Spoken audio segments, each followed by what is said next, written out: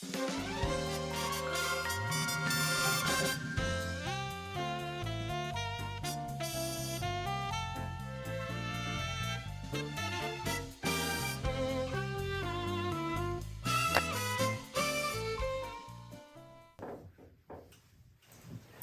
all, Michael here. I'm on something big, real big.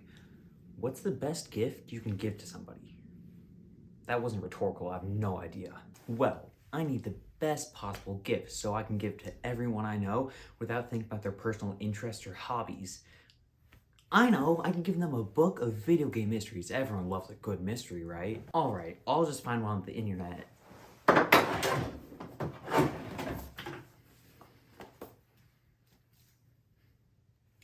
I guess they don't exist. Alrighty then, I have no other choice but to make my own book. I'll use the accurate Microsoft Word speech-to-text so that this can go by faster, but I only know so many video game mysteries off the top of my head. I'll have to give someone a call. In the meantime... Mysteries. Whether you acknowledge it or not, everyone likes them. Whether it's the feeling of the unknown that hooks you, or the fact that it's more interesting than watching paint dry, mysteries are something everyone can get behind. But it's always interesting to see a video game mystery because video games are something that would seem a lot more straightforward. The most famous example of a video game mystery is in Super Mario 64. In the castle courtyard, there's a fountain with a star statue. Underneath said statue, there's a plaque with indecipherable text. Some people think this says L is real 2401. What could L stand for? Luigi, of course. While at first it might seem that this would be jumping to conclusions, it kinda makes sense. Luigi had been in every Mario game up until Mario 64 was released, but in Mario 64 he isn't even mentioned. People think 2401 is the amount of coins you have to collect to unlock Luigi, because coins are the only things in the game that there could be that many of. But the thing is, there aren't even 2,401 coins in the game. On top of that, you can't even collect every coin in the game as some of the coins are stuck inside walls. It's most likely supposed to say the words Eternal Star, on account of, the star. A lot of video game mysteries come from things people want in a game but aren't actually there, so they cope by pretending it's there but just hid. That must be him! This is gonna go so much faster with his help.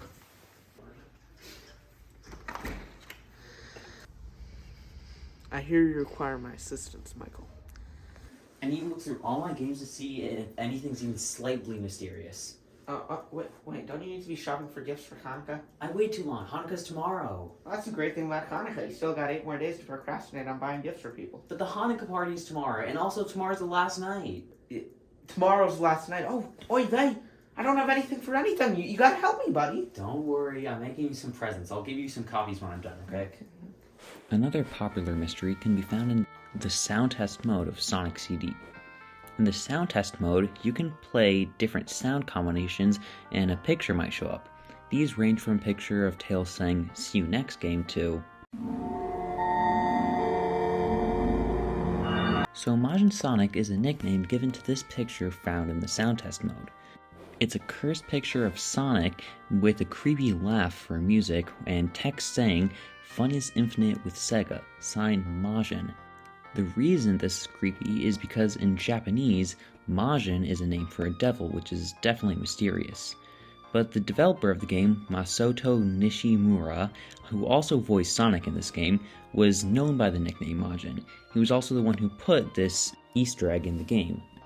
But that doesn't account for the creepy laugh and cursed Sonic. The Sonic could be explained with bad pixel art, possibly made by Nishimura, and the laugh is actually this game's boss theme. The reason behind the music choice could be accounted to Sonic CD having different soundtracks in Japan than in the North American release. In Japan, Sonic CD's boss theme sounds like this. But when it was brought over here to North America, the soundtrack was changed and the boss theme, which was set to the same value as before, it was changed to a creepy laugh, so it's most likely just a localization goof. Some minor mysteries are things like the fact that in Shiverburn Galaxy from Super Mario Galaxy 2, there are some aliens looking down at you. But that just might have been an accident. I mean, these guys look like someone's hand moved wrong when they were drawing with the pen tool. In Pokemon X and Y, if you go to the second floor of a specific building in Lumio City, a girl in a glitched walking animation will walk up to the player and say, "No, you're not the one." What does this mean? Nobody knows. In Sonic the Hedgehog 2 for the Game Gear, if you don't collect all the Chaos Emeralds after defeating Dr. Robotnik, Sonic will look up in the sky and he'll see stars in the shape of his pal Tails. This causes some people to think that Tails died, but if you do collect all the emeralds, it'll show Sonic and Tails in the sky, even though the characters are on the ground, being not dead. But a lot of mysteries are just things that got misinterpreted because developers back in the early days of video games couldn't show what they wanted to with the limited graphics, so people thought that one thing might be something else. In Super Mario World, some people think that Mario is hitting Yoshi to make him spit his tongue out. This just isn't true. It only looks that way because of the amount of pixels the developers had to work with when creating Super Mario World. Mario is really pointing to guide Yoshi where to put his tongue. This can be seen in the game's artwork and in the new Super Mario Bros. Games where Yoshi is also present. Sometimes video games that didn't even release have mysteries. One example of this is the prototype of a game that never released called Sunman. It was originally supposed to be a Superman game, but after failing to get the license for Superman, the game's developers, Sunsoft, repurposed it. The Donkey Kong series has a mystery that's very interesting. In the original arcade games, Donkey Kong is throwing barrels at Mr. Video. Yeah, his name actually wasn't Jumpman in Donkey Kong, it was actually Mr. Video. In the sequel, Donkey Kong Jr. saves his dad from Mario. This doesn't seem too strange until you consider the fact that Nintendo has stated Donkey Kong from the original arcade game is currently known as Cranky Kong, with Donkey Kong Jr. being the son of Cranky Kong and the father of the current tie-wearing Donkey Kong, making the current Donkey Kong III. So why is this mysterious? Well, Donkey Kong III is 28, but Mario, who trapped Cranky Kong in a cage when his son, Donkey Kong Jr., was just a little kid, is only 25. That doesn't make any sense.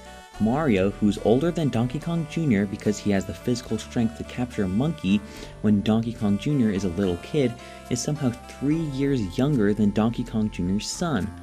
It's something that doesn't make sense when you really think about it, but it's Donkey Kong, it's not meant to be taken that seriously. And we most likely won't get an explanation from Nintendo, as Nintendo no longer acknowledges Donkey Kong Jr. as seen by his lack of appearance in the Mario movie. Let's go back to one of the earliest and most surreal video game mysteries. In 1981, arcade cabinets called Polybius were rolled into a restaurant in the suburbs of Portland, Oregon. It's said that this arcade cabinet was supposedly visited by men who would come to collect data from the arcade cabinet. Players of the game supposedly suffered from epilepsy, amnesia, insomnia, night terrors, and hallucinations. And the arcade cabinet supposedly disappeared after 1 month. This is obviously a hoax. I mean, the first mention of this thing was in 1998. Why so late? If this thing was supposedly around in 1981 during the midst of the Satanic Panic, it would be all over the media. Also, what could the Men in Black possibly be collecting from the machines? How many people played the game? Well, there's an incredibly minuscule chance that it is true. It's most likely just false. Michael, okay, you need more variety of mysteries. I found these on your SNES and NES. I did all these already. What? No, but these are ones from your NES, SNES, and 64. Evan, what are we going to do? I don't have any good mysteries. Okay, Michael, calm down. We'll figure this out.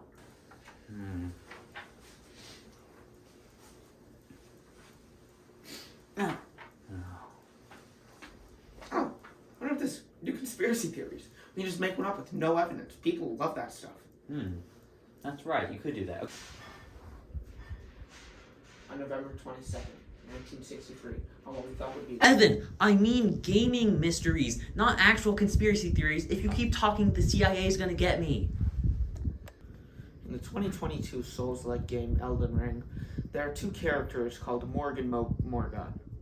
Although they are born into the holiest bloodline, holiest lineage of the entire game of the Golden Order, they are born accursed with blessings of the Crucible. Before the rise of the Erdtree and the Golden Order in this game, the Crucible, which would grant horns and other bestial features onto those who had blessed, was considered a blessing and something to be praised and worshipped. But as society advanced, as the Erdtree grew upon the Crucible, it became shunned. And if you go underneath the sewers of the holy capital of Leyndell, you'll find these accursed omens, blessed with the Crucible's horns. There, in the underground shunning grounds, as they're called, you'll find Moog, one of the children of Marika the Eternal. Down there, he'll be shunned and you'll have to fight and kill him. But, too, if you go to the Moglin dynasty in the Land of Blood, you will find Moog again. 2 Moogs. Where did these come from? Why are there 2? Those answers we do not know. A lot of video game mysteries are just conspiracy theories. Like one, for example, Lavender Town Syndrome. Lavender Town is a place in the original Pokemon games which is home to Pokemon Tower, a Pokemon Graveyard. Yeah, an indoor graveyard, I know it's weird. But the music that plays when you go into this town is especially creepy.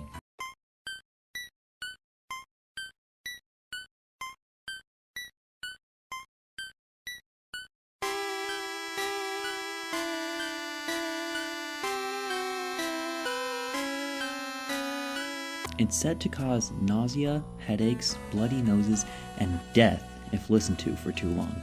And while the composer said the song was made to be creepy, it wasn't made to cause sickness. As you can assume, this isn't true either. No cases of this happening have ever been documented, and the creator of the original story about Lavender Town Syndrome said it was just a hoax, but for some reason people still believe it. Other popular conspiracy theories are things like Ditto is a failed Mew clone.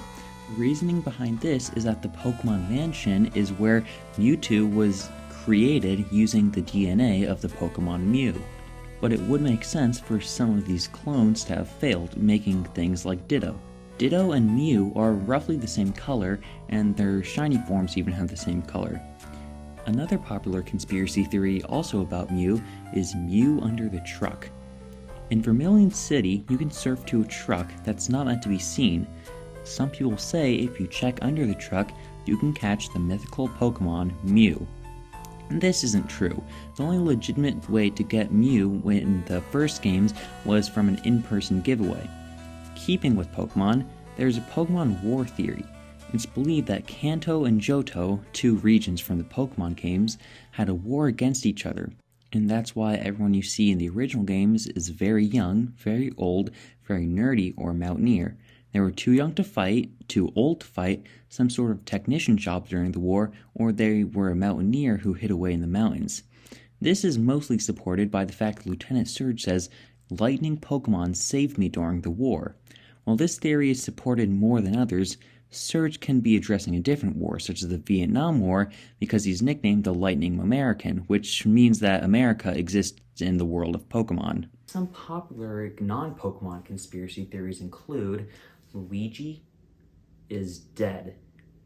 In Luigi's Mansion for the GameCube, during the phone call scene, Luigi's shadow, for a split second when thunder strikes, can be seen floating above the floor, causing some people to think Luigi hung himself, which doesn't make sense because Luigi's body is on the floor and his shadow. It's whatever. In The Legend of Zelda: Majora's Mask, Link falls down a hole, and this is when he supposedly dies and goes through the stages of grief. Clocktown represents the denial with the falling moon. Woodfall represents anger, as in the Deku King's response to the missing princesses. Snowhead represents bargaining, as in the ghost of the Goron leader who begs Link to resurrect him. Acceptance is the Great Bay. There's actually a lot of evidence behind this, and considering how dark the game Majora's Mask is, I wouldn't be surprised if this was the thought process of the developers while they were making the game. One more theory is that the blue shell in Mario Kart represents communism. Yeah. In Mario Kart, you race as well as you can, and the better you race, the more you win. However, items in Mario Kart can help balance this out. While most items have to be used strategically, the blue shell is easily the most mindless item. When you get the blue shell, it'll automatically travel to the player in first place and hit them, which some people think is like communism, trying to make everyone equal. Personally, I don't even think that's a theory, it's just a way you can think about the game if you want. Okay, that should be good. And Evan! It wasn't What? recording! Oh, you gotta be kidding me. What are we gonna do? All the stores are closed. Where can we get a gift for the party? Just like you said, all the stores are closed. Wait, I have an idea. Restock, restock, restock, stock the shelves, stock the shelves, stock the shelves, stock the shelves. Hey guys, I am the manager. What do you guys need? We need to restock after Christmas. There's nothing in the stores. We did. People bought everything. Maybe you can make something handcrafted. Whoever you are buying this for might appreciate that more. Wait, we got so caught up in the holiday rush, scrambling to buy things, that we forgot to realize what the season is truly about. It's about putting our time and effort into a gift. That's what sets this holiday season apart from the other holidays. See, that's exactly what I mean. Well, Michael, your speech gave me time to go into the store and get the stuff. Yeah, I have some hooligans and coats who stole $1,000 worth of merchandise. While the county jail was cold, it helped me realize that sometimes you don't need an expensive gift. I'm not talking about how it's the season of giving shtick or anything. I mean, truly putting thought and effort into a gift can change the whole meaning behind the gift. It's not about the price of the gift, but the thought and care behind it. When we create something with our hands, or just put real effort into choosing a gift, it becomes so much more than just an object that we give to somebody. In fact, for us to choose, not being commanded by our holy book to give a gift, just makes it so much more meaningful when someone puts real effort into a Hanukkah gift. It shows you aren't just giving a gift for the sake of giving it, you're doing it because you really care. It's truly just a kind gesture to give someone a gift that you put real effort into. Just not socks!